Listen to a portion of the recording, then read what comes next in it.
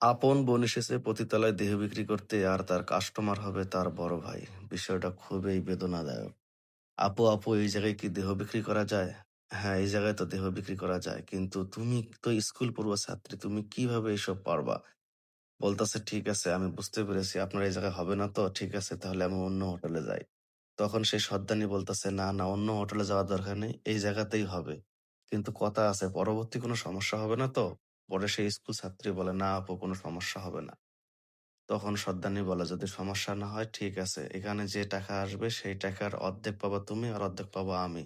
তবে চিন্তা করো না, আজকে যেহেতু তোমার ১ম দিন, তোমার কাছে আমি ভিআইপি কাস্টমার পাঠাবো। তার টাকার কোনো অভাব নাই। আর তাছাড়া আজকে এক কাস্টমার দিয়েই আমি তোমাকে বিদায় করব।" ঠিক তখনই সেই কাস্টমারের কাছে ফোন দেয়। কাস্টমার আর কেউ নয়, তারই আপন বড় ভাই। এখন তাকে ফোন দিয়ে বলতেছে, "শোনো, তুমি নিয়মিত তো আমার এখানে যাতায়াত করো। এইজন্য তোমার জন্য আজকে ভিআইপি একজন নিয়ে এসেছি। তুমি দেখলে পাগল হবে। তুমি সবসময় বলো না যে কম বয়সী, হ্যাঁ, কম বয়সী পেয়েছি।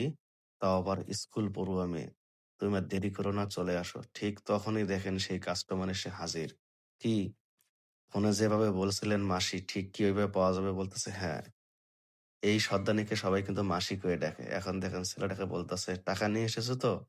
এখন দেখেন ছেলেটা বলতেছে, টাকার কোনো অভাব নাই। আপনি যা বলছেন আপনার কথা কাজে যদি মিল থাকে প্রয়োজন হলে আরো টাকা বাড়িয়ে দেব। দেখেন সে কিন্তু এখনো জানতাছে না যে ঘরের ভিতরে যে অপেক্ষা করতেছে সে আসলে কে। এখন দেখেন সে টাকা দিয়ে বলতাছে, "এই যে আপনার টাকা দিলাম আর এই ৳৫০০ ও যদি আমাকে খুশি করতে পারে তাহলে এই বকশিস দেবো, ওকে ৳৫০০।" এখন দেখেন সেই সর্দানি বলছে, "ঠিক আছে দেরি করো না তুমি চলে যাও।" আর এইদিকে দেখেন সেই সর্দানি টাকাটা পেয়ে অনেক খুশি। কিন্তু একটু পরে এখানে যা হবে তা তো পুরোই একেবারে বেদনাদায়ক। এখন দেখেন সে ঘরের ভিতরে এসে দরজা খুলেই সেই মেয়েটাকে দেখে তো সে অনেক খুশি। হায় হায়! অনেকদিন ধরে এরকম একটা তো পাখি চেয়েছিলাম। আজকে তো পেয়েছি। দেখেন সে আর খুব দ্রুত চলে যাবে সেই পাখির কাছে। সে আর দেরি করতে চাচ্ছে না। কিন্তু সে এখনো বুঝতেছে না যে এই পাখিটা অন্য কেউ নয়। তার আপন মায়ের পেটের ছোট বোন। দেখেন এখন সাধারণত সে সবসময় যখন এরকম পতিতালয়ে এসে মেয়েদেরকে যেভাবে প্রশ্ন করে ঠিক ওইভাবে প্রশ্ন করতেছে এবং বলতেছে, "তুমি অনেক ভালো। তোমার পিছন সাইড দেখেই আমার পরাণ জুড়িয়ে গিয়েছে। আমি আর বেশিক্ষণ দেরি করতে চাই না।" আর এই সর্দানি যেভাবে বলেছে মানে মাসি যেভাবে বলেছে তা কোনো অংশে কম হয়নি। "ও বুঝতে পেরেছি তুমি এরকম করতেছো? ঠিক আছে কোনো সমস্যা নেই। একটা কথা সবসময় মনে রেখো যাকে আমার ভালো লাগে আমি তাকে আগে বকশিস দেই। আর তাছাড়া তুমি এসেছো পতিতলায়। তাহলে মুখ ওইদিকে ঘুরিয়ে রাখলে হবে? ও বুঝতে পেরেছি। ঠিক আছে, তোমার অভিমান ভাঙার জন্য আমি তোমাকে দাঁড়াও খুশি করে দিচ্ছি। এখন সে তার মানিব্যাগ বের করে এখান থেকে দেখেন ৳৫০০ তাকে দিয়ে বলতেছে, "এই নাও টাকা। ঠিক আছে? এখন আর কোনো সমস্যা নেই। এখন এইদিকে ঘোরো।" আহা! ঘোরো না। যেই ঘুরেছে সে তো তাকে দেখে অবাক। "আরে পারভীন তুই এই জায়গায়? তুই এই জায়গায় কেন?" তখন বলতেছে, "কেন? আমি এই জায়গায় আসা কি তোমার মানে ভালো লাগে নাই? দেখো আজকে কোনো কথা নয়। আজকে তুমি হচ্ছ আমার কাস্টমার আর আমি হচ্ছি তোমার খরিদ্দার। ঠিক আছে? আসো। তুমি এই জায়গায় যে কাজের জন্য এসেছো, যে কাজের জন্য টাকা দিচ্ছ, আসো সেই কাজটা করো।"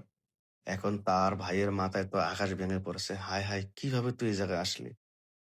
এই কথা বলে তখন বোনের গালে একটা চড় মেরে দেয়। আমি বুঝতে পারতাছি না, আজকে আমি কত বড় পাপিষ্ঠ! যে কিনা আপন ছোট বোনের সাথে ছিহ! আমার বুঝে উঠতে পারতেছে না তুই এখানে এলি কিভাবে? তখন এখন তখন এখন সে বলতেছে যে, "ভাইয়া এই জায়গায় এসেছি শুধুমাত্র তোর কারণে। কারণ তুই একটাবার কি চিন্তা করে দেখেছিস? এই যে টাকা তুই যে নষ্ট করিস, এই টাকা ইনকাম করার জন্য তুই কিন্তু শহরে এসেছিলি। আর অথচ আমি আর মা ধুকে মারা যাচ্ছে, মা চিকিৎসা করতে পারছে না। আর তুই কি করতেছিস? সম্পূর্ণ টাকাগুলো নষ্ট করে দিচ্ছিস। এই টাকার জন্য আজকে আমি এই জায়গায়। আর দ্বিতীয় কথা আমি খবর পেয়েছি তুই এই হোটেলে সবসময় আসিস। এইজন্য তোকে হাতে নাতে ধরার জন্য তোকে একটা শিক্ষা দেওয়ার জন্য আমি এই জায়গায় এসেছি ভাই। বিশ্বাস কর আমি আগে পরে কোনদিন এই জায়গায় আসিনি।